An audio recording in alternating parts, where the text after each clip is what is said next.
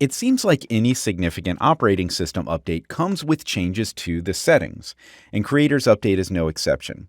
So I'd like to go through the changes to how the settings are organized, and as we go, I specifically want to look at a change to the Bluetooth pairing process.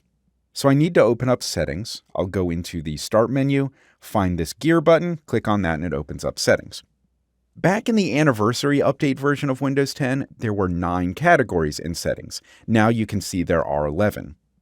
This gaming category is new. We're not going to be getting into gaming features in this course, but if you are interested, there are some great new features in the Creators Update for recording and broadcasting gaming sessions, optimizing performance for games, and more. And you can adjust settings related to those features in this category. The other new category is apps, and there really isn't much new here. Basically, they took a lot of controls that were in the system category and broke them out into their own separate category. And these are going to be the settings related to managing apps, uninstalling apps, and deciding how applications are installed. So let's click on this and see what we've got. Now we have 4 subsections here, which of course used to be over in the system category. So we've got things like apps and features, where you can see a list of the apps you have installed on your computer. This is not a list of every application, but it will show you all of the apps that were installed from the Windows Store. There's the default apps category, where you can decide which applications open by default when you open a specific type of file. So those are things that were in settings before, but they were over in the system category. I want to go back to apps and features where we can look at one new feature. This option here labeled installing apps, and there's a menu here you can open up.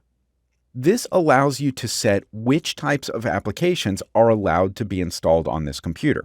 This is an important new feature, so we're going to talk about it in detail in another movie.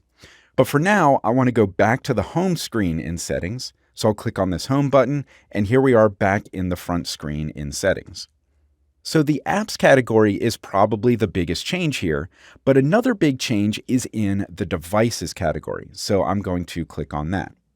Here I can see the first section is labeled Bluetooth and other devices. In previous versions of Windows, there were 2 sections here, one for Bluetooth and one for connected devices. Those 2 sections have basically been combined here. So you can see a list of any peripherals that have been connected to this computer, including Bluetooth and USB devices. If you connect a printer through USB, you'll see it on this list.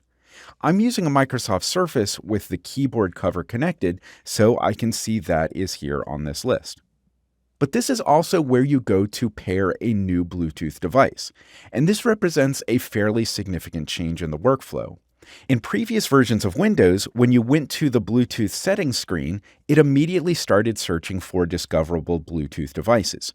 Now, if you want to pair a new Bluetooth device, you will need to actually hit this button that says Add Bluetooth or Other Devices. So let's go through that process. I'm going to click on this button. I want to add a new Bluetooth device, so I'll click on that. And now it is in the pairing mode looking for a discoverable Bluetooth device. And so I have my Bluetooth mouse in discoverable mode, so it sees it here on this list. So I do want to pair that, so I'll click on that, give it a moment to connect. Now that mouse is connected, I'll hit done. And now I can see my mouse is here on the list of connected devices, and I can start using that. So this is not a huge change, but the fact that you need to actively hit this button up here at the top to search for discoverable Bluetooth devices was a little bit confusing to me the first time I saw it. So that's it for now. We'll see a few other new options in settings as we continue through this chapter, but those are the big organizational changes, and you certainly may find other small changes to the settings as you go through them. Just remember to use the search tool if you're having trouble finding something here in settings.